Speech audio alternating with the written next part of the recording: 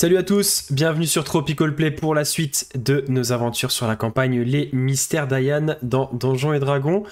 Salut les amis, aujourd'hui j'espère que vous êtes chauds parce que déjà c'est la fête, mais surtout c'est passage de niveau aujourd'hui. Les personnages passent au niveau 6 et qui dit passage de niveau dit courageux et courageuses qui vont lancer leur dé de vie. Est-ce que on se fait un petit résumé de ce qui s'est passé avant, le temps que vous puissiez... Ah, je vois que le maraboutage dans le chat a déjà été fait. Mais est-ce que vous voulez quand même un petit résumé de ce qui s'est passé la fois dernière? Bon, ça va être assez rapide puisque essentiellement ça a été un monologue. Un monologue du dragon ancestral de feu, en tout cas de son esprit incarné dans Akofiro, donc le chef de ce clan Tiflin qui habite à l'intérieur du volcan d'Inoyama, qui vous a appris beaucoup de choses sur le passé, sur sa version des faits de ce qui s'était passé durant la grande guerre de Saïdaï, sur les anciens gardiens et sur votre destin, vous qui êtes appelés donc à devenir les nouveaux gardiens pour justement être en mesure de vous battre contre Akumaryu, le dragon de l'ombre, qui monte en puissance. Et donc pour ce faire, Kainryu vous a un petit peu parlé de ses anciens gardiens et des katanas magiques qu'il maniait justement pour pouvoir se mesurer à ce dragon. Et vous a donné quelques pistes un petit peu pour la suite de vos aventures, notamment là où vous pourriez débuter vos recherches afin de trouver ces poignées de katana et ensuite retrouver l'esprit de ses frères dragons afin de réinsuffler leur puissance élémentaire à ces artefacts. Est-ce qu'on a un courageux ou une courageuse qui veut se lancer en premier dans son dé de vie? Voilà. C'était pas un jet important. Ah, apparemment pas. Pas besoin d'encaisser les coups quand tu tues les adversaires en un sort. La théorie de Lodario qui se vérifie encore une fois. C'est QFD. Et bah donc ce sera plus 1 sur le dé du coup, c'est ça hein. Et donc le 1 avec ta constitution. Ouais. Ok. Très bien. Allez, au suivant. Normalement, vous vous rappelez, ça s'équilibre à peu près sur l'ensemble. Donc là, possiblement, vous allez peut-être faire au-dessus de votre moyenne. Vous pourrez me remercier plus tard. Tu regardes, toi, c'est un D8, je crois, en tant que moine. Donc tu peux lancer un D8 directement si tu veux. Ou appuyer sur dé de vie. Ou cliquer sur un dé de vie, ouais. Oh, c'est pas mal. C'est un 5 sur le D8, ce qui est plutôt pas mal pour Koshiko. Ça va être utile pour encaisser les buffs de Fayananma à l'entraînement, ça. Le Dario. Voilà. Ah, le Dario, c'est moyenne basse, ça. Hein. La chipsétude. Ouais. Fayananma, c'est pas mieux, hein. Oui. Et Laurent n'est pas là ce soir, donc je lui laisserai la primeur de lancer son dé de vie. Je vais pas le faire à sa place, donc on va laisser le suspense pour Ryu. Très bien. Et écoutez, on est un peu en dessous de la moyenne en général là quand même du coup pour cette fois. Oui, moi ça fait quand même 2 fois que je fais des échecs critiques sur mes dés de vie. Hein. Malheureusement, c'est que les combats étaient trop faciles jusque là, peut-être, je sais pas. Bien, écoutez, ce qu'on va faire, c'est que nous en off, du coup, on va mettre à jour les fiches de perso. Nous, on va vous laisser avec le générique et on se retrouve juste après pour la suite des aventures.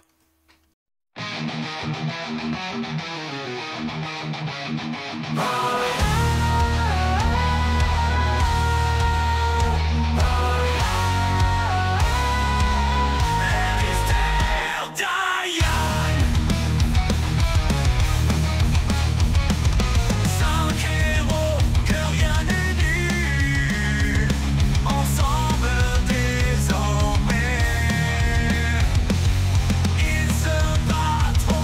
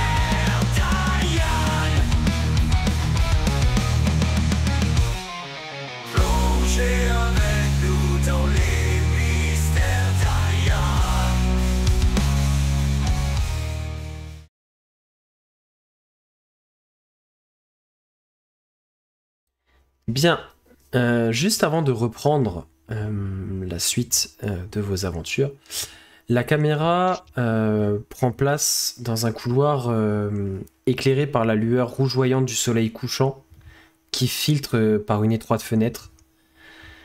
Devant la caméra, donc devant vous, une silhouette vêtue de noir, encapuchonnée, se trouve sur le pas d'une porte ouverte.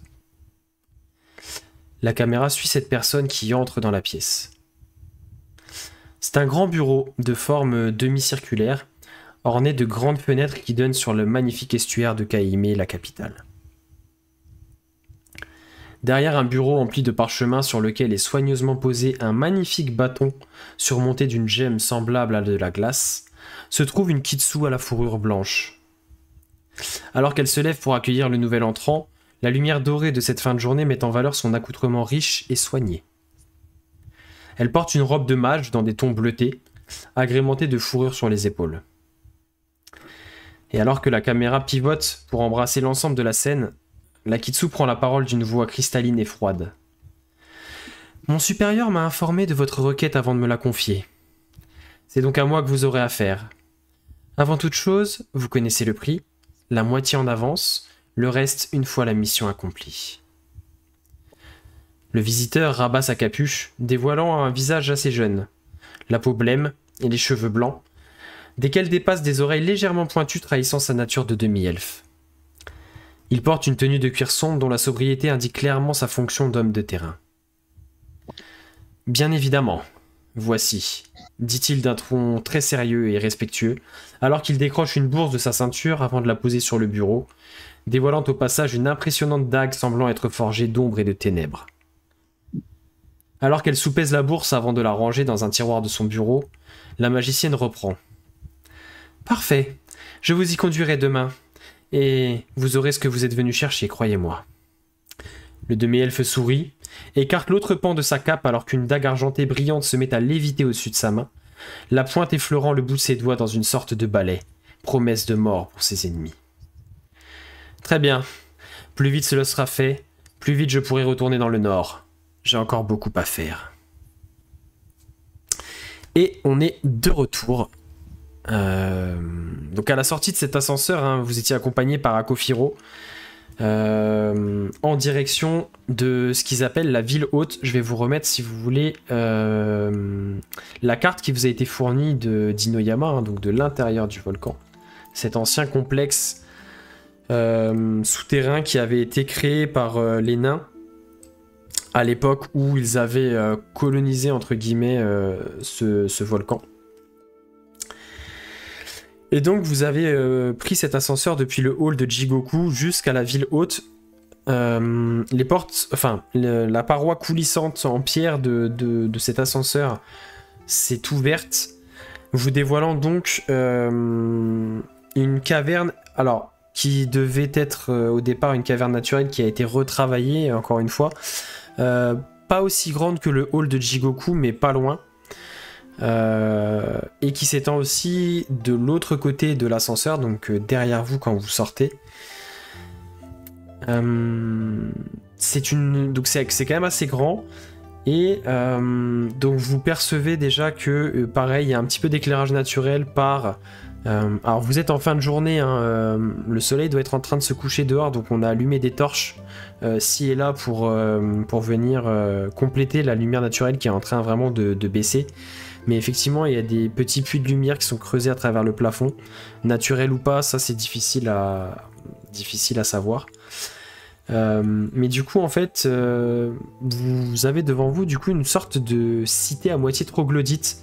Et tout ce que vous voyez, absolument tout, quasiment sans exception, est taillé à même la pierre massive de la montagne, enfin du volcan en lui-même.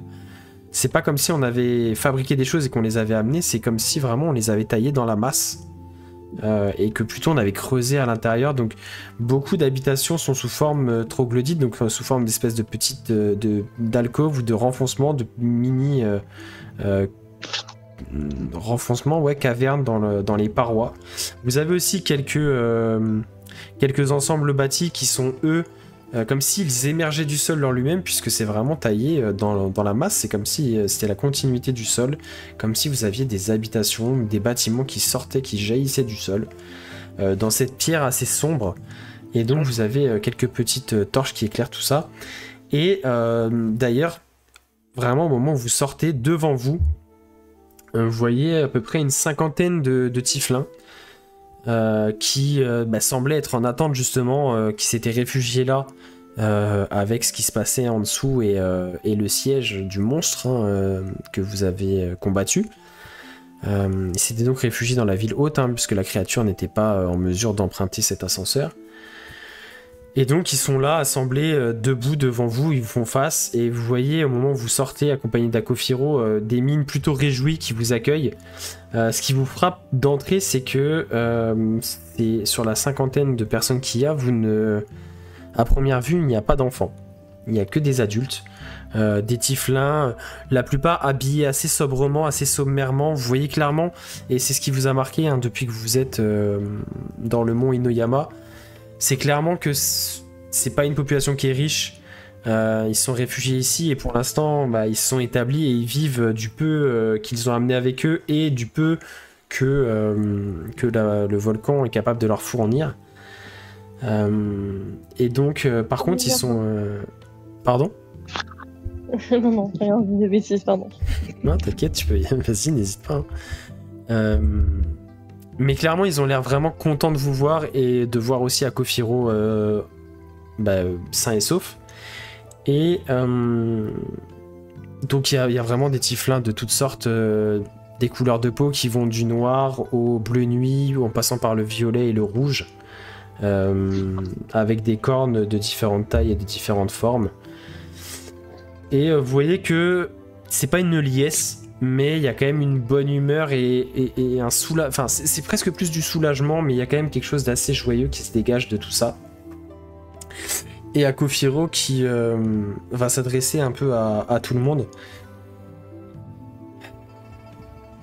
Chers amis, grâce à nos nouveaux amis, nos visiteurs et nos hôtes du jour, nous avons pu sortir sains et saufs de cet affrontement, en tout cas ce siège qu'avait mis en place cette maudite créature. Ces valeureux aventuriers en sont venus à bout, devant les portes de la salle du trône, dans le hall de Jigoku. Festoyons ce soir en leur honneur, ce sont nos invités. Et vous voyez j'allais dire la foule, mais c'est pas une foule parce qu'ils sont une cinquantaine, mais vous voyez le groupe qui... alors pareil, c'est pas non plus des énormes accès de délire et de liesse, mais il y a des petits applaudissements qui fusent, des sourires et des merci, vous entendez des merci, bravo, etc. Et le groupe s'écarte un peu et vous laisse avancer. Et vous allez... En fait, Akofiro va vous conduire vers à peu près le milieu de cette caverne maçonnée, on va dire, de cette caverne un peu artificialisée. Et vous avez, faut s'imaginer comme une espèce de place de festival, enfin, pas de place de festival, mais de place de village en fait, mais vous avez des tabourets et des tables de pierre, donc pareil, qui comme s'ils jaillissaient du sol, qui sont taillés dans la masse, dans la roche volcanique du mont Inoyama, et qui sont comme ça, un peu répartis alors j'allais dire en plein air, oui, parce que mais vous voyez pas le ciel, mais en tout cas dans cette caverne, qui ne sont pas en fait à l'intérieur d'un bâtiment, qui sont comme ça en plein milieu, et ça semble être vraiment un lieu de vie, un lieu de partage, un lieu de rencontre. Et vous voyez naturellement que tout le monde se dirige à peu près par là, tout le monde commence à prendre place, etc. Et Akofiro va se tourner vers vous et la monnaie de l'Empire n'a pas cours ici, mes amis, et nous vivons dans une communauté où le peu que nous produisons, nous l'utilisons pour nous, donc nous fonctionnons plutôt par le troc, mais ce soir vous êtes nos invités.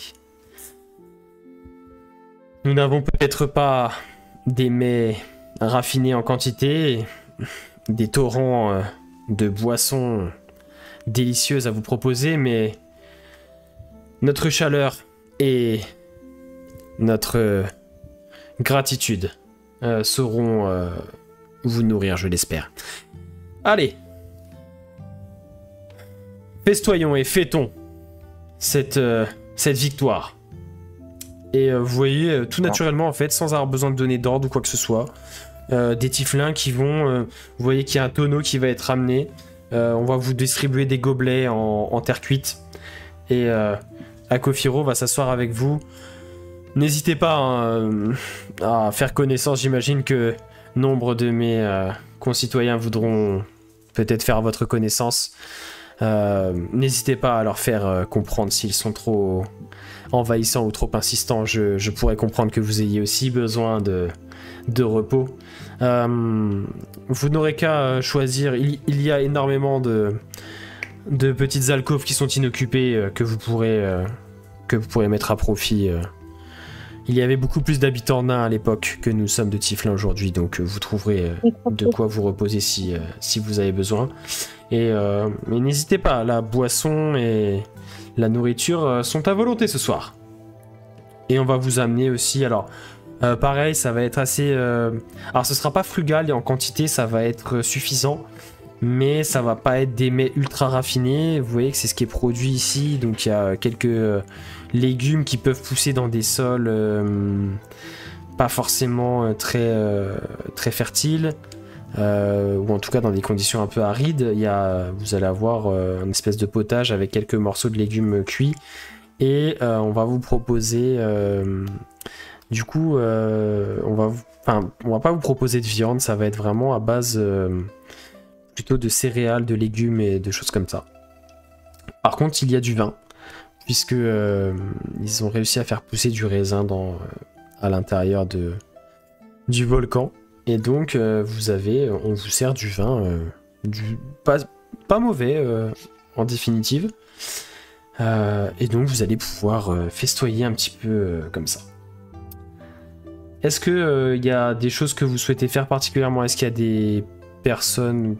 Ou est-ce que vous cherchez quelque chose en particulier, quelqu'un à qui parler? Est-ce que... je sais pas. Faire de la musique. Ils n'ont pas de thunes. Arrête, ils ont pas de thunes. Mais je fais pas ça pour la thune, moi. Bon. Oh le gâchis. Bah tu devrais. Donc le Dario, tu vas pouvoir même monter sur une table si tu le souhaites. Mais je vais monter sur la table, et pendant que j'accorde mes instruments, il y a Karakao qui va faire les vocalises afin de tester la sonorité de la caverne. Tu vois que ça résonne un petit peu. J'imagine tellement l'oiseau arriver aux quatre coins de la salle. Test. Un, deux.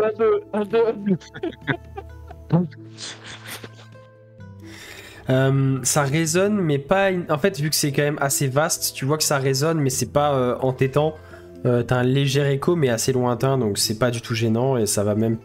Enfin, tu vas même pouvoir t'en accommoder et en jouer un petit peu pour agrémenter ta performance. Bah du coup, fais-moi un petit jet de représentation. Et là, je fais Il a inventé la pédale de reverb.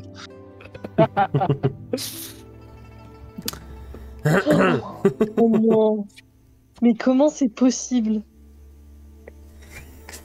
Et en fait... Oh la loose. Et la musique fut interdite ce jour-là dans la communauté Tiflin. Et il l'a fait, franchement, c'est magnifique. Hein. Alors, Mais c'est pas possible. le Dario, tu vas commencer à jouer. Tu vas vite te rendre compte que t'es dépassé par les... Au final, t'es complètement dépassé par les échos, justement, qui te semblent... En fait, tu vas essayer de surjouer pour compenser, mais ça va être pire. Et du coup, c'est à toi de voir. Est-ce que tu continues quand même, tant pis, et tu te dis, bah attends, j'ai décidé de jouer, je joue, ou est-ce que en te rendant compte de ça, au bout d'un moment, tu t'arrêtes? Ouais, à un moment, je suis une merde, j'accepte. Donc, effectivement, alors, par politesse, tu vas voir que... j'allais péter les cordes. Par politesse et puis par respect pour ce que vous avez fait pour eux, tu vas voir que les Tiflins vont, par courtoisie, ils vont avoir des légers applaudissements, ils vont poliment. Je vais refaire Père Castor, c'est bon, j'ai compris. Ok. Je ne serai pas Jimi Hendrix aujourd'hui, je serai Père Castor. Pendant tout ce temps-là, d'ailleurs, vous êtes attablés. Alors, effectivement, il y a des tieflins qui viennent. Bon, en général, ça va pas très loin. Ils sont assez respectueux. Ils vont surtout venir vous remercier. Il y a des petites questions un peu anodines qui vont fuser par-ci par-là. On va vous demander d'où vous venez. Voilà, mais ça va jamais aller trop loin. En fait, vous voyez qu'ils sont vraiment extrêmement respectueux de vous et de votre. Et de votre temps, entre guillemets. Ils vont pas vous accaparer. Akofiro, lui, va vous laisser un moment pour aller parler à droite, à gauche. Vous voyez que Ryu est assez... Alors, il est pas absent, mais vous voyez qu'il est quand même pas mal dans ses pensées. Vous le voyez, donc il est à la table avec vous, mais vous le voyez... Ryu est quand même assez discret en général, et il est pas en retrait, mais il est assez discret et souvent pas le plus bavard, mais... Là vraiment, il a pas décroché un mot, il a un petit sourire de politesse et il répond par un mot ou deux quand vraiment on l'interpelle, mais vous voyez clairement que son regard est un peu perdu dans le vague et il a posé son menton sur sa petite patte et vous voyez clairement qu'il est en train de réfléchir à quelque chose ou de penser à quelque chose, il est un peu les yeux dans le vague. Laissez mijoter parce que... Le Dario, toi, pendant que tu étais en train donc de t'apercevoir que ta prestation n'était pas à la hauteur de ce que tu espérais et que tu te rabats du coup sur raconter un petit peu vos histoires, alors, je sais pas ce que tu souhaites raconter, peut-être vos précédentes aventures. À la base, je suis un conteur, donc plutôt un échange d'histoires et de légendes, vu que les tieflins, il n'y en a pas beaucoup. Donc... Et effectivement, des histoires naines. Ouais, tu vas trouver à qui parler. Tu vas avoir un tieflin, un des plus vieux de l'assemblée, qui au moment où tu termines de raconter une petite histoire, il voit ton regard un petit peu. Tu vois que il voit que tu cherches un peu des yeux, un homologue ou quelqu'un à qui parler. Et tu as un assez vieux tieflin avec la peau légèrement ridée et grise cendre qui s'approche de toi, qui vient s'asseoir nonchalamment sur un des espèces de tabourets de pierre fixes du coup, qui sont à votre table, et d'une voix assez rauque, tu sais, comme usée un peu par le temps. Ah, bonjour jeune barde, je m'appelle Zorat, et j'ai beaucoup aimé votre dernière histoire et peut-être me permettrez-vous d'agrémenter votre répertoire. Ah bah au contraire, c'est un honneur d'agrémenter mon répertoire. Ou d'accorder ton luth. Connaissez-vous l'histoire de Belrat? Non. Et les autres, vous voyez que Lodario va sortir son petit ton manuel, enfin c'est quoi, c'est un livre un peu que tu as et sa plume et commencer à, enfin vous voyez vraiment que Lodario est absorbé par ce que dit ce tieflin, et en fait il va te raconter l'histoire d'anciennes divinités tieflines. Alors du coup c'est plutôt des démons en général, mais de leur monde d'origine, qui sont du coup passés de génération en génération, des légendes qui remontent donc au monde duquel ils sont originaires, pas Dayan. Et donc il va te raconter un peu la légende de Belrat, qui était un démon qui s'est dressé contre justement contre l'oppression, et qui a défendu en fait, qui est un des premiers démons à avoir reconnu et valorisé l'existence des tieflins, donc qui était au final la première descendance de démons avec des humains, et qui au final les a un petit peu pas libérés, mais leur a accordé un peu, en fait pour eux c'est un peu la légende de Adam et Ève, tu vois, presque c'est quasiment le démon originel qui pour eux les a fait devenir un vrai peuple à part entière. Et il va te raconter un peu cette histoire qui forcément va avoir des passages un petit peu enjolivés, un petit peu exagérés et tout ça, mais t'en as l'habitude, et au contraire tu vas pouvoir aussi accentuer ces passages-là à ta guise. Les autres, du coup, parce que Lodario est complètement absorbé par ça, Ryu, lui, est absorbé par ses pensées. Les 3 autres, du coup, vous pouvez me faire un petit jet de perception, s'il vous plaît.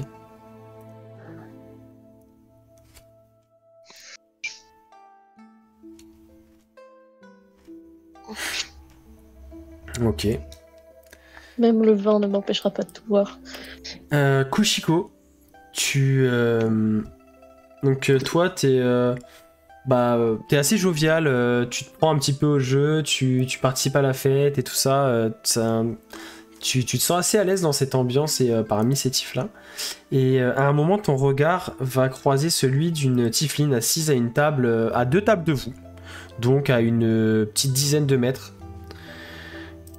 Et en fait, tu ne vas plus arriver à décrocher ton regard d'elle, tes yeux vont se plonger dans les siens, et en fait, tu vois une jeune, alors jeune, pas aussi jeune que toi, mais la vingtaine d'années, tout au plus, peut-être, enfin moins de 25, entre 20 et 25 ans. À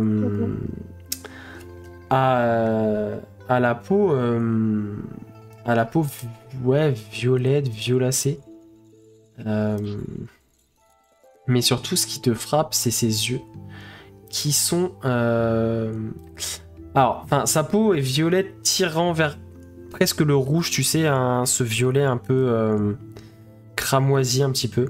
Par contre, ses yeux sont d'un violet très pur et presque brillant, tu sais. Elle a des yeux... Alors, attends. J'ai une illustration, d'ailleurs. On va faire ça plus simple, parce que je vous fais une belle description, mais... Voilà, donc elle a la peau violacée, un peu tirant vers le rouge. Par contre, elle a des yeux violets très intenses. Des petites cornes sur l'avant, comparées à ses congénères. Elle est habillée assez simplement, des cheveux noirs qui tombent sur les 2 côtés de son visage. Mais tu vois qu'elle vous fixe, vous, avec ses yeux d'un violet vraiment presque hypnotisant. Tu ressens pas d'effet magique ou quoi sur toi, mais clairement, c'est presque malaisant. Et tu vois qu'une fois qu'elle a capté ton regard, elle fait un léger signe de tête pour t'inciter à la rejoindre à sa table, enfin, elle est toute seule à sa table, avec un petit gobelet de vin et une petite assiette de fruits.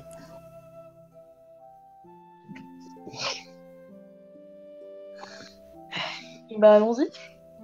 Nouveau crush en perspective. Excusez-moi, je remets mes cheveux derrière mon oreille. Je mets la mousse de vie en coin de la bouche. Alors les autres, vous aviez pas du tout, pas forcément remarqué cette tifline, pas plus que les autres en tout cas, mais vous voyez Koshiko qui, l'espace d'un instant, a un échange de regards assez appuyé avec cette dernière, se lève et se dirige directement vers sa table.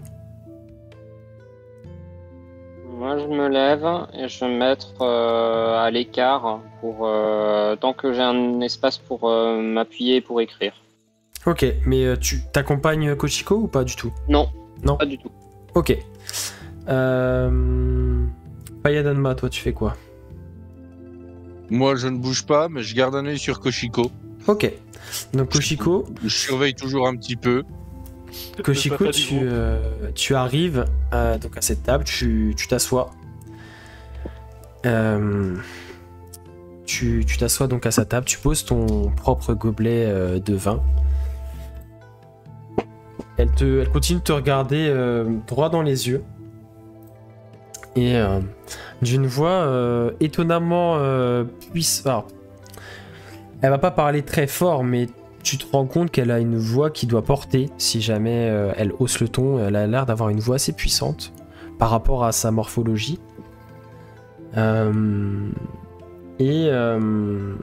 va te faire un petit sourire. Tu vois que ses yeux baissent légèrement en intensité, comme si elle avait vraiment modulé ça pour attirer ton attention, et que maintenant que tu es là, elle reprend. Alors, ils sont toujours violets, mais un tout petit peu moins brillants. Vos amis sont timides?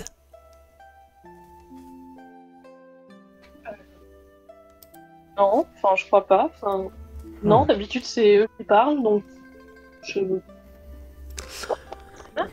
Vos yeux, j'avais l'impression qu'ils brillaient plus il y a 2 minutes. Oui, nous les Tieflins avons certains petits pouvoirs inoffensifs, mais bien pratiques quand il s'agit d'attirer l'attention ou de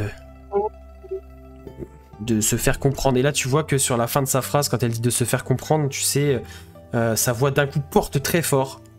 Et c'est un effet presque magique en fait. Tu t'aperçois qu'elle a amplifié le son de sa voix. Et juste à la fin, vous voyez, nous avons une lignée surnaturelle, dirons-nous, qui nous donne ses capacités, mais ne vous inquiétez pas, je ne vous ai pas ensorcelé. Je n'ai pas ces pouvoirs. Pas encore. Je me nomme Tarsis. Et j'aurais aimé vous parler, vous qui avez l'air d'être des aventuriers émérites, qui avez vaincu cette créature et qui venez de contrées assez lointaines. Vous ferez office de porte-parole pour votre groupe? Oui, je peux faire ça. Et bien, car... Elle pose son truc sur la table en mode... Allons-y. Ok. Tu vois qu'elle aussi se détend un petit peu. Elle mange un petit grain de raisin, boit une petite gorgée. Et elle reprend... Alors, même si du coup la situation est assez détendue et tout, tu vois qu'elle a un ton assez sérieux quand même quand elle te parle. Oui, donc j'ai cru comprendre que vous voyagiez beaucoup. Et je me demandais si votre route ne vous conduirait pas dans un avenir proche à la capitale. C'est possible. Si c'était le cas, j'aimerais vous demander quelque chose. En échange d'une future récompense, évidemment.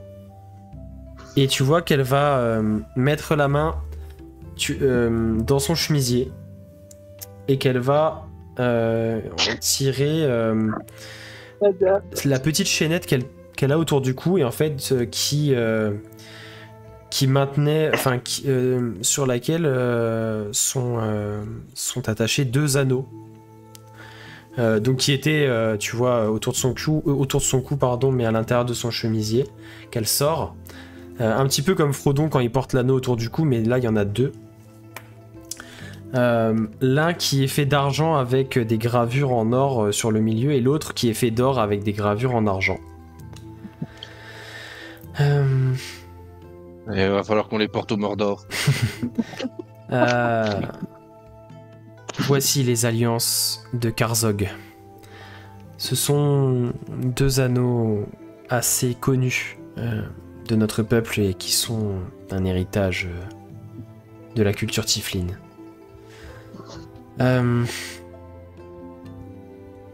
Ces anneaux ont un certain pouvoir lorsqu'ils sont utilisés par des personnes douées de pouvoirs magiques. Mais ce que j'ai à vous demander va au-delà de la simple utilisation de ces anneaux. J'ai une personne qui m'est très chère, qui s'appelle Vespera. Oui. Qu'est-ce qu'il y a? Koshiko à la mine déconfite tout d'un coup. Désolé, pas intéressé. Désolé, pas intéressé. Désolé, pas désolé. Une personne qui m'est très chère, une Tiefline également, qui se nomme Vespera, qui est prisonnière actuellement des arènes de Kaime, qui n'a pas pu nous rejoindre ici dans notre retraite d'Inoyama. J'espère qu'elle est toujours en vie, que ses talents de combattante lui ont suffi pour survivre. Mais si ces anneaux arrivaient en sa possession, elle serait capable de les utiliser pour pouvoir s'échapper. Ces anneaux pourraient lui conférer les pouvoirs suffisants pour s'échapper et pouvoir me rejoindre ici à Inoyama. Je ne peux pas trop vous en dire plus car ce sont des reliques de notre peuple et ces pouvoirs nous concernent, mais la seule chose que j'aurais à vous demander, ce serait de lui porter ces 2 anneaux, de lui remettre, et elle sera ensuite en mesure à elle seule de s'échapper. Vous n'aurez pas besoin de l'aider. La seule chose que je vous demande, c'est de lui amener ces 2 anneaux, afin qu'elle puisse fuir cette arène, fuir ces combats. Et la légende dit que si un Tiflin se lie à ces 2 anneaux et les utilise, un artefact puissant lui sera remis. Un artefact puissant apparaîtra même entre ses mains. Là où les alliances de Karzog ne peuvent pas être utilisées ni se lier à un autre être qu'un Tiflin, et d'ailleurs ce n'est pas que je vous l'interdis, c'est que je vous le déconseille formellement, car Karzog est un démon et il est dit que son âme habite encore ces artefacts. Et la légende raconte que si un non-Tiflin venait à se lier et utiliser ces anneaux, il serait aussitôt maudit par l'esprit de Karzog. Je vous recommande donc la plus grande prudence. Vous n'avez qu'à faire office de messager pour livrer ces anneaux à Vespera. Et ensuite, une fois cet artefact entre ses mains, elle pourra vous le remettre. Celui-ci, selon la légende, peut être utilisé par quiconque et doué de pouvoirs magiques. Il s'agit du sceptre de Karzog lui-même. C'est un objet d'une valeur inestimable. Et ce sera votre récompense. Vespera comprendra, Vespera saura. Dites-lui juste, remettez-lui ses anneaux, dites-lui que le sceptre est votre récompense. Elle comprendra, s'échappera et vous remettra votre récompense une fois en sécurité. Donc moi, je pensais me faire draguer. En fait, non. Je fais le messager, puis je fais du loot pour Ephilel. C'est pas bien sûr.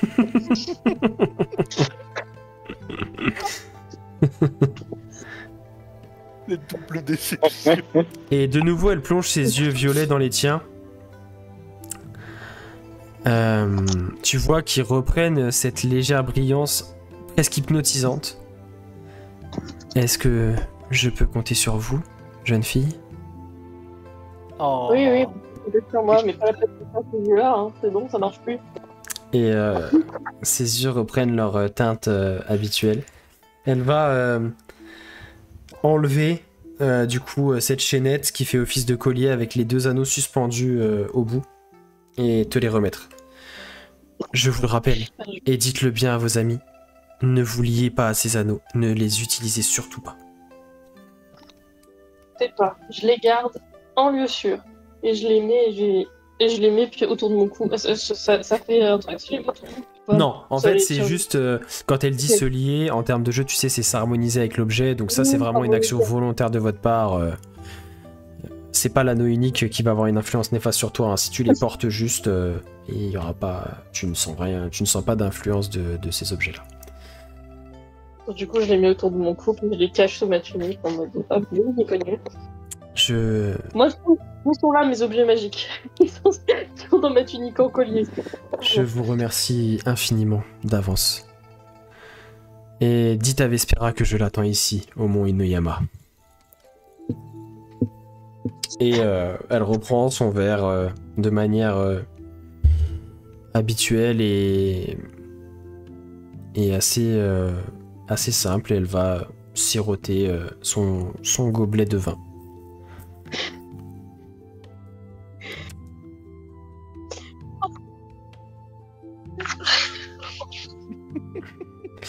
De votre côté, Fayanama, toi du coup tu t'étais retrouvé tout seul à la table, c'est ça? Et Fidèle, toi tu t'es éloigné un petit peu? Yes, exactement. Ok, donc Fayanama, toi tu t'es retrouvé tout seul entre guillemets parce que bon, t'as Ryu qui est toujours à la même table que toi, mais le regarde un peu dans le vague. Et Lodario, lui, est vraiment absorbé par sa conversation avec Zorat, le vieux Tiflin. Et tu vois, chose inédite, 2 enfants Tiflins qui courent vers toi et qui tirent un peu sur tes bottes alors que t'es assis. Eh monsieur, vous êtes sacrément grand, vous êtes sacrément fort. Oui. Et tu vois derrière tu vois derrière un Tiflin d'une 40aine d'années, la peau un peu bleutée, qui arrive en courant. Karael, Malnirax, je vous ai déjà dit laissez le monsieur tranquille. Et non, et vous inquiétez pas, j'ai déjà mangé. Il va avoir un petit sourire, tu sais, il sait pas trop comment le prendre, il a un petit sourire un petit peu crispé, avec un petit rire nerveux. Et oui, j'ai la garde de ces enfants. Ce sont les seuls que nous avons ici dans la communauté, donc il faut en prendre soin. Je vous présente Karael et Malnirax. Et donc tu vois effectivement 2 enfants qui ont l'air d'être des jumeaux à première vue. Un garçon et une fille, Tiflin. Les 2 à la peau rouge avec de très grandes cornes par rapport à leur taille. Et tu vois que à un moment, alors que ce qui semble être leur tuteur ou leur précepteur détourne son attention quelques secondes, ils t'ont lâché les bottes, hein, ils restent un peu à te regarder, l'air presque admiratif. Et tu vois que le petit garçon, donc Karael, d'un coup va se mettre à regarder ton gobelet qui est posé sur la table à côté de toi. Tu vas voir ses yeux qui vont se mettre à briller d'une lumière rouge intense. Ton gobelet va être soudainement enveloppé d'une sorte de très fine fumée rougeâtre. Tu vois, comme s'il avait une pellicule de fumée autour, et il va se mettre à léviter et à s'approcher de ta bouche. Et tu vois que le petit garçon le suit des yeux. Oui. Je prends le gobelet, je regarde s'il y a dedans. Et au moment où tu saisis le gobelet, tu vois que ses yeux s'éteignent. Il te regarde toi après, et là, d'un coup, tu sens que le gobelet repèse son poids. C'est comme s'il était en lévitation quand tu l'attrapes. Et au moment où tu l'attrapes, il pèse rien. Comme s'il était gonflé à l'hélium, tu sais. Et d'un coup, cette fumée rouge disparaît au moment où ses yeux s'éteignent. Et tu le vois qui te regarde avec un grand sourire. Bois. Et dedans, c'est ton verre de vin, tout ce qu'il y a de plus classique. Eh ben, je lui fais un petit signe de tête en le remerciant et je vide mon verre. Et en fait, et au moment où tu vas pour reposer ton verre, tu vois qu'il refait la même chose. Et encore tout ça pareil. Et en fait, tu sens que d'un coup, le gobelet, pareil, se met à plus rien peser. Cette fumée rouge qui commence à l'entourer légèrement. Et tu desserres ton étreinte autour du gobelet et tu vois que, pareil, il va le suivre du regard, et comme s'il le dirigeait comme ça et le reposait sur la table. Et il va avoir un petit rire enfantin. Et sa sœur, elle fait « Ah, Karael, Ravat nous a déjà dit de pas utiliser nos pouvoirs en public, pas devant les étrangers. » « Ah, mais ça va, Malnirax. Le monsieur, il est gentil. Il a tué le monstre. » Et tu vois qu'ils vont... tiendra autre chose, mais... Et tu vois qu'ils vont commencer à se chamailler un petit peu, et l'air de rien, ils vont s'installer sur le tabouret qui est à côté de toi, qui a été laissé libre par Koshiko, qui d'ailleurs revient peut-être à votre table. Bah moi, je m'amuse avec les 2 gamins. Et tu vois qu'en fait, Ravat va avoir, quand il va s'apercevoir que t'as découvert ça et que tu en joues un peu avec eux et tout, il va être presque gêné. Bon bah c'est trop tard, vous avez vu. Oui. Pourquoi c'est censé être caché, secret? Notre communauté déjà est censée être cachée et secrète, mais non, ces enfants ont une grande valeur déjà parce que ce sont les seuls de notre communauté. Je vais peut-être vous l'apprendre, mais les Tiflins ont des gros problèmes de stérilité. Et il est difficile pour notre Alors, peuple... je connais un alchimiste qui est doué en potions, il peut peut-être vous faire quelque chose. Il va rigoler, mais je ne crains que quelques potions ne soient pas suffisantes pour pallier à cela. Mais effectivement, notre lignée, notre engeance fait que nous tendons à avoir du mal à procréer et ces enfants sont très rares et ceux-ci en particulier, ils ont été recueillis dans la cité de Yugakiri dans le Grand Nord et ils étaient dans la rue, seuls et affamés et un des Tiflins qui s'est réfugié à Inoyama avec nous les a emmenés avec lui et nous avons découvert qu'ils avaient des pouvoirs télékinésiques. Leur origine reste un mystère pour l'instant, donc nous les gardons et nous les protégeons comme la prunelle de nos yeux. Est-ce que alors là c'est totalement HRP, est-ce que tu peux me redonner leur nom s'il te plaît? Alors c'est le petit garçon, il s'appelle Karael et la petite fille s'appelle Malnirax et leur précepteur il s'appelle Ravat avec TH à la fin. Merci. Et du coup, je regarde le précepteur, je discute gentiment, tu vois, tout en m'amusant avec les gamins. Il dit, mais des enfants comme ça, faut pas les cacher. Que vous les protégiez, c'est une chose, mais faut qu'ils vivent, quoi. Oui, bien sûr, ils ont tout loisir d'apprendre et de vivre comme bon leur semble ici à Inoyama, mais nous espérons qu'un jour leur aide nous sera précieuse afin de, comme Akofiro nous le promet depuis des années maintenant, que nous puissions retourner vivre à ciel ouvert, si j'ose dire, et surtout en harmonie avec les autres habitants du continent et que ces enfants fassent peut-être la passerelle entre nous et les autres et que leur pouvoir aussi nous protège et nous serve à construire quelque chose, à bâtir quelque chose. Ce sont peut-être...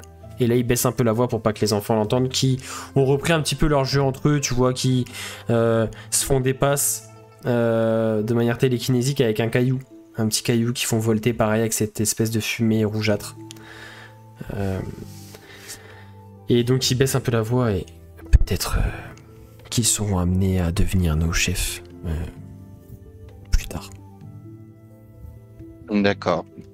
Je regarde les deux gamins et je leur dis, je leur demande de trouver 2 bâtons, pas trop longs, mais 2 petits bâtons, et de revenir vers moi. Et tu vois qu'ils se prennent vraiment au jeu. Et... D'accord, monsieur, d'accord. Et ils partent en courant. Lodario, toi, bah, t'arrives à la fin de ta conversation et de l'histoire que tu partages avec ce vieux Tiflin. Il va te remercier. Ah, merci, jeune homme. Ça faisait bien longtemps que j'avais pas eu l'opportunité de discuter de tout cela. Ici, on me traite de vieux radoteur. Au moins, vous aviez l'air intéressé par ce que j'ai à vous dire.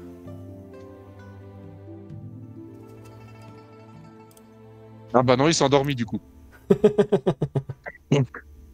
Ah, t'es mute. T'es mute, Bastien. Je disais, il faut bien transmettre le savoir pour après. C'est vraiment avec un grand plaisir.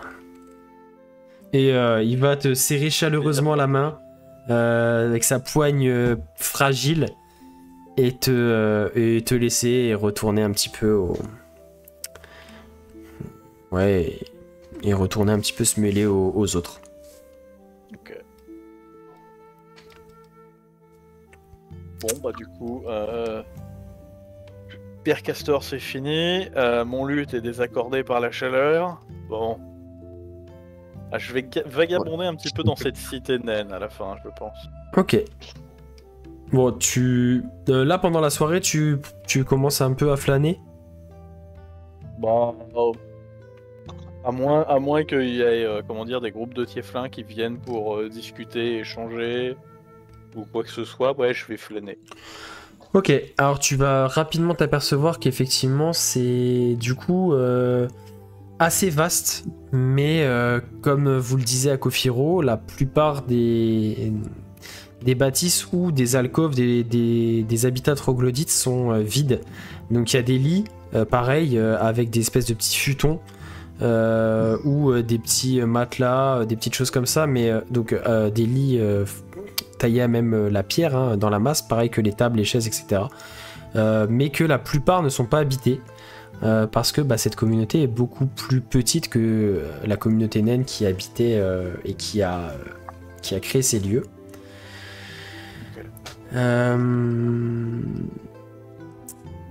Et après, tu vas tomber sur quelques habitations où, justement, qui semblent être occupées par des tieflings, etc., etc. Mais ça reste très sommaire. Il y a vraiment pas grand-chose en fait. En termes de, tu vois qu'il n'y a pas de décoration. Il y a très peu de meubles, il y a très peu de choses comme ça. C'est vraiment un habitat très sommaire. Et leur plantation entre guillemets, c'est dans la partie de la ruche ou c'est dans la partie haute? Leurs habitations à eux? Non, les plantations. Ah, les plantations, pardon. Non, les plantations, en fait, tu te rends compte que quand ils vous en ont parlé, en fait, instinctivement, ils ont fait un signe vers le haut. Et donc, tu te dis que potentiellement, il faudrait reprendre l'ascenseur. Et que peut-être il y a quelques petites, tu vois, plus proches de la lumière naturelle, du coup, qui vient d'en haut. Il y a peut-être quelques petites salles où, justement, ils ont... les nains avaient aménagé ce qu'il faut pour cultiver, parce que ça, tu le sais, les nains... quand ils créent, enfin en tout cas quand ils s'installent à l'intérieur des montagnes, ils font en sorte de pouvoir subvenir à leurs propres besoins en cultivant et en faisant tout ce qu'il faut à l'intérieur même de la montagne. Donc tu te dis qu'il doit y avoir des... Bah ouais, je vais... Si c'est possible, si on a l'autorisation, je vais prendre l'ascenseur pour... Oui, à Kofiro, il va dire « Ah oui, allez-y, il n'y a pas de souci, allez-y ». Ça va jusqu'à la surface comme ça ou... Non, justement, l'ascenseur s'arrête avant le cratère.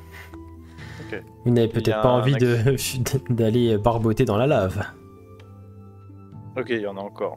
Et il y a un accès à la surface non, il n'y a à part la caverne du gardien. D'accord. Justement, nous avons en fait cet ascenseur a été conçu par les nains pour utiliser la lave et la gravitation et la capillarité, la remontée de la lave pour faire monter et descendre cet ascenseur, mais il s'arrête avant d'arriver à l'embouchure, en tout cas à la débouchure plutôt de ce cratère.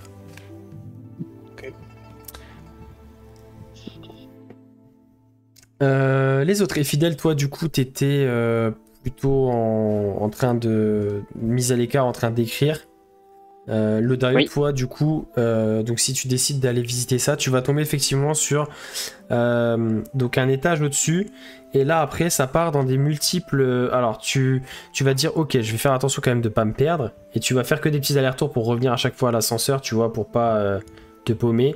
T'as plein de petits couloirs avec des escaliers, pareil, taillés même dans la roche, certains qui descendent un petit peu, certains qui montent, et chacun de ces petits couloirs mène à des cavernes, alors des cavernes d'une 50aine de mètres carrés, tu vois, c'est assez petit à chaque fois, avec un puits de lumière qui semble avoir été creusé, lui par contre de manière artificielle, et surtout qui semble avoir été dimensionné pour apporter juste la lumière qu'il faut en fonction des plantations qui y sont faites.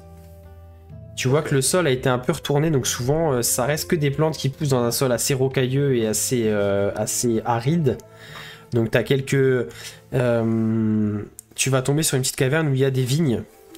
Mais du coup, tu sais, c'est un peu comme dans les îles volcaniques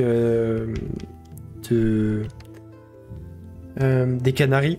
T'as des vignes en fait où le plant de vigne est planté et autour tu as comme un espèce de petit...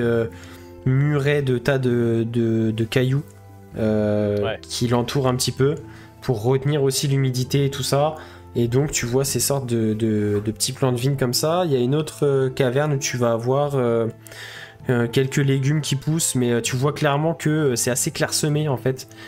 C'est difficile de produire en quantité parce que chaque Ben ouais, chaque plan a besoin vraiment de substrat et épuise beaucoup dans le sol qui a assez peu à donner. Et donc comme ça, tu vas avoir différentes petites cavernes à chaque fois avec l'éclairage artificiel.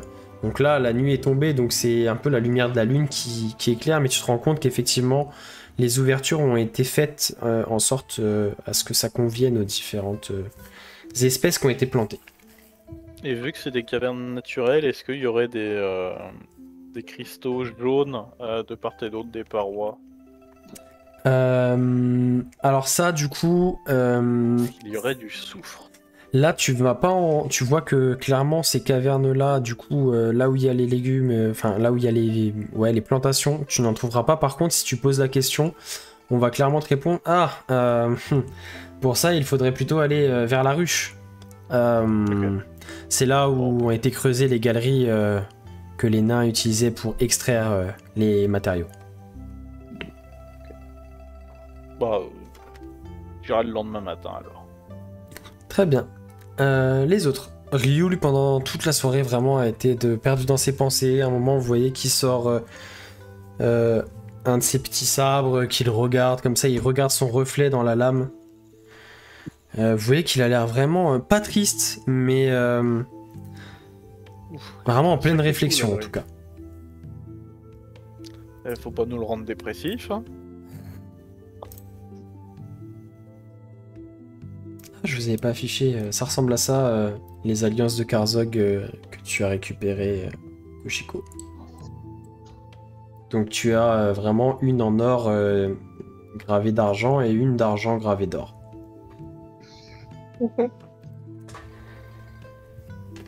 Bien. Est-ce que du coup vous avez encore d'autres choses à faire durant votre soirée? Est-ce qu'il y a d'autres choses que vous auriez eu envie de faire? Moi, non. Non. Non. Est-ce que... Parce que du coup, vous, joueurs, entre vous, vous en avez parlé, mais est-ce que vos personnages prennent un peu le temps peut-être de discuter de vos futures destinations, parce que là, du coup, depuis cette discussion avec Kain Ryu, vous n'êtes pas forcément posé pour échanger de tout ça et échanger vos ressentis et ce que vous pensez de tout ça pour l'instant. Est-ce que vous profitez de cette soirée aussi pour le faire? Alors, je pense que là-dessus, on allait plus le faire le lendemain. Ouais. Mais en tout cas, dans la soirée, je vais profiter à un moment que Fayananma soit, entre guillemets, seul. Enfin, seul. Dans le sens où il n'y a pas Infidèle trop proche. Ok. Pour aller le voir. Je vais sortir le katana, je vais regarder Fayananma droit dans les yeux. Tu serais capable d'en refaire un? De refaire la même poignée? La même poignée et si possible avec les mêmes propriétés magiques. C'est-à-dire pouvoir absorber l'élément d'un dragon. Je ne saurais pas te dire. Peut-être qu'avec il faudrait déjà que je sache quel matériau la compose. Et à partir de là, déjà, ça serait une base.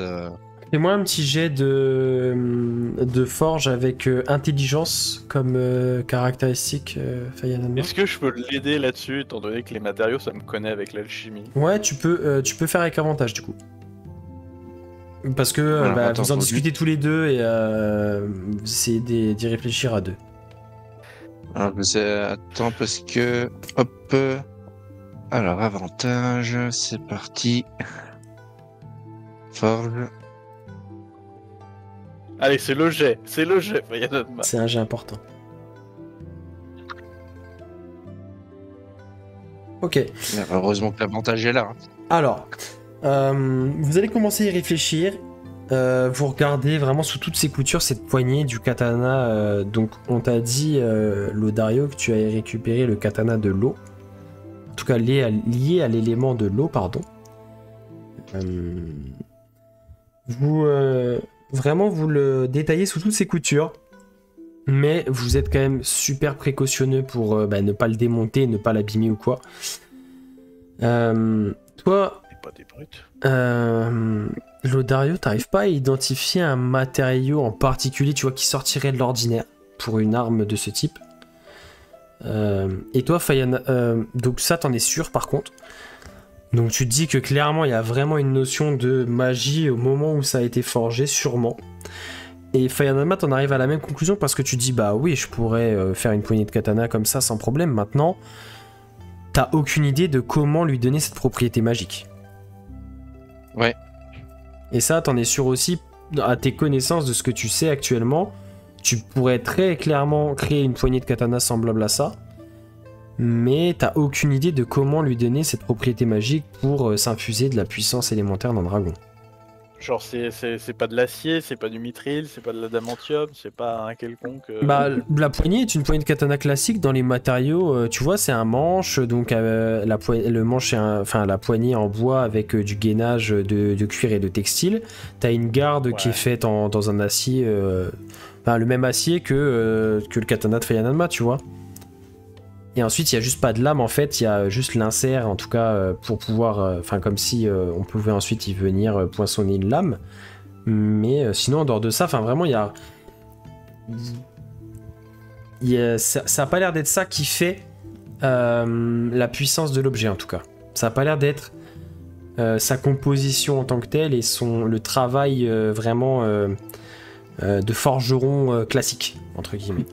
Donc vous vous dites que au moment où il est forgé, il doit y avoir quelque chose en plus qui intervient et qui d'un coup prend ses propriétés.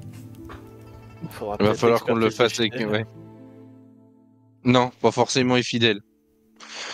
Parce que si tu m'en parles à moi, c'est que t'as une idée derrière la tête. Oui, mais...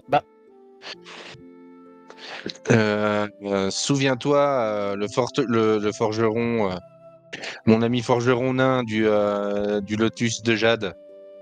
Ouais. Quand je lui avais parlé de ma hache, il m'avait parlé d'une ville, je ne me souviens plus le nom, où il y avait des mages, où il y avait des artisans. On pourrait peut-être aller la faire expertiser là-bas. C'était quoi? C'était la forteresse naine au nord qui parlait ou... Il me semble. Je me souviens plus du nom. Du coup, vu qu'on m'a reproché mon manque de positivisme la dernière fois, j'ai un projet un peu fou. Ça serait entre guillemets d'intégrer Raikoryu dans le pacte élémentaire et faire un katana pour lui. Oui, mais... Comment dire? Je trouve ça... Tu te souviens quand Ryusei nous a parlé individuellement? Oui. On a échangé ensuite sur ce qu'il nous avait dit. Pour chacun d'entre vous, il a fait mention au dragon élémentaire qui correspondait à votre héritage Shoga. Sauf moi. Il n'a pas fait référence à Mitsuryu. Il a fait référence à Raikoryu. Du coup, ok, vu que le temple a fonctionné avec mon héritage Shoga comme quoi j'avais l'eau, d'accord, mais pourquoi mentionner Raikoryu pour moi? Je pense qu'il y a moyen... Je sais pas, peut-être que je suis trop optimiste là-dessus, mais peut-être qu'il y a moyen de le faire changer de camp. Même si je pense qu'il a un camp plus neutre qu'autre chose, mais... Mais moi j'ai envie de répondre, parce que là tu veux créer, donc si j'ai bien compris, une autre lame pour Enfin, une autre poignée de katana pour attirer son pouvoir. Oui. Mais qui te dit que ce katana n'existe pas déjà et juste qu'ils ne l'ont pas trouvé? Enfin, il est caché plutôt. Si j'ai bien compris ce qu'a dit Kain Ryu, et à la limite on ira voir Akofiro. J'ai perdu son nom. Akofiro derrière. Mais quand ils ont créé ces katanas-là, ça a permis de créer les héritages Shoga avec. Et il n'y en a que 4 des héritages Shoga. Il n'y en a pas 7. Oui. Du coup, les katanas pour les autres dragons ne doivent pas exister. Ça, on n'en sait rien. Je suis d'accord avec toi. La logique me fait dire que tu as raison. Mais La logique nous a légèrement défié quand tu vois des êtres comme fidèles. Oui, mais rappelle-toi, c'était un même forgeron qui a fait les 4. Donc si un autre a été fait pour Akumaryu ou Raikoryu, c'est un autre forgeron qui l'a fait. C'est une possibilité. Mais ça C'est une possibilité. Est-ce que tu connais la légende des anneaux de pouvoir? Ça me dit quelque chose. C'était quoi, des elfes, des nains et... La quantité variée à chaque fois. Et à la fin, au final, il y avait un anneau secret.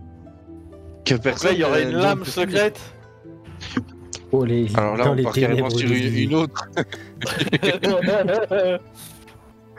Non, mais pourquoi pas? Pourquoi pas? Et ça te donnera... La logique voudrait que tu aies raison, mais comme je te dis, la logique ces derniers temps, elle a été quand même pas mal de fois mise à mal. Et j'ai envie de dire, ça te permettra pour les entraînements de m'entraîner à ton style à 2 armes. Ça, oui, bah avec plaisir, avec plaisir. S'il faut que je te prête mes lames ou si tu veux que je t'en forge, en attendant, c'est avec plaisir. À la base, je m'entraîne qu'à la rapière, donc c'est bien marrant. Oui, mais là, on va faire du combat, pas du tricotage. Elle est violente celle-là. J'y penserai quand je te souhaiterai. J'y penserai.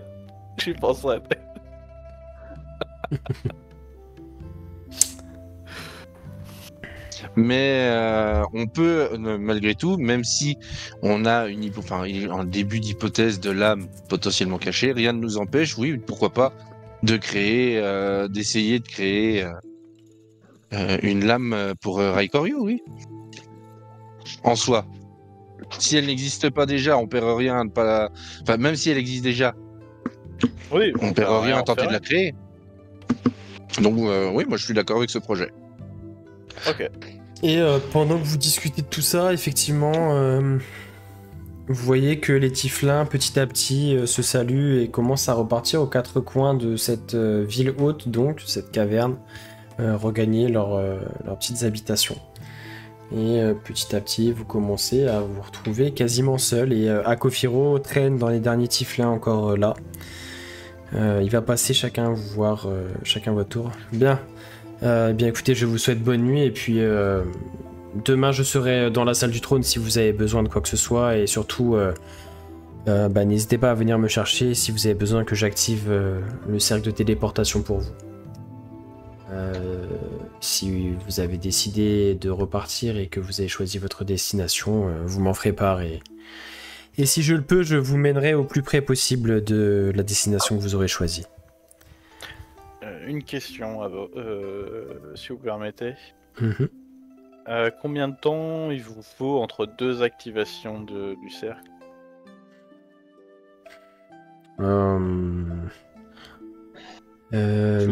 Tu vois qu'il réfléchit intérieurement comme...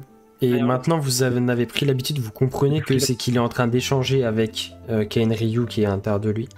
Parce que c'est Kaenryu qui lui offre cette puissance magique. Akofiro au départ n'est pas du tout magicien. Je crois que je peux activer le portail 1 fois par jour. Et après je dois me reposer. Ok. Parce que du coup, je vais vous donner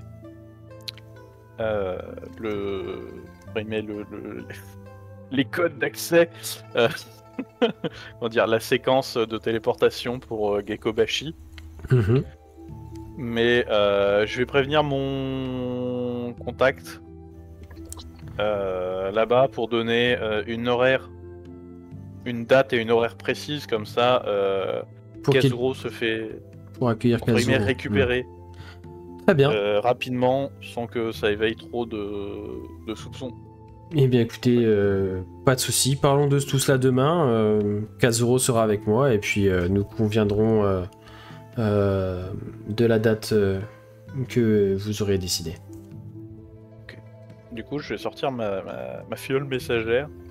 Ok. Étant donné que je suis à l'extrémité du continent, ça va prendre quoi ça va quasiment prendre les 24 heures pour la bulle, pour faire tout le trajet. Là, du coup, vous êtes début de la nuit, donc tu imagines que Renki, s'il est à Gekobashi, recevra ça dans la matinée et le temps que tu recevras la réponse le lendemain en fin de journée, quoi.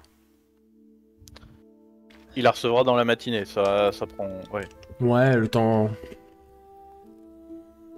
Du coup, je vais déboucher la fiole.